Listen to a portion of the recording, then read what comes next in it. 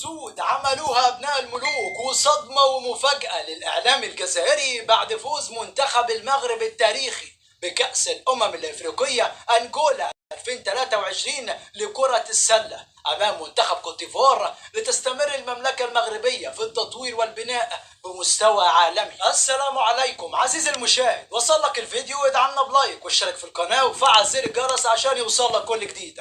الإعلام الجزائري نشر عبر كل صفحاته صور وتتويج المنتخب المغربي لكرة السلة بكأس الأمم الإفريقية لكرة السلة أمام المنتخب الإيفواري في مباراة مثيرة جدا جدا حتى لحظاتها الأخيرة. المباراة انتهت 78-76 في النهائي، ولكن المنتخب المغربي بإصرار وعزيمة الكبار فضل لآخر دقيقة يتقدم في النتيجة ويتأخر، يتقدم ويتأخر لحد آخر لحظة قدروا إن هم يكسبوا اللقب كأس الأمم الإفريقية، وده يعتبر بشرى سارة لكأس الأمم الإفريقية كمان 2024 اللي هتقام في كوتيفوار، ولكن لكرة القدم قدروا إن هم يتأهلوا في كل البطولات إذا لم تكن جميعها لكأس العالم. وصلوا نهائي أفريقيا، حققوا بطولات إفريقية وعالمية. بصراحة تحية كبيرة جدا لوزارة الشباب والرياضة المتواجدة في المملكة المغربية اللي بدأت من الصفر بعد ما كنا مش بنسمع عن المغرب نهائيا في مجال الرياضة.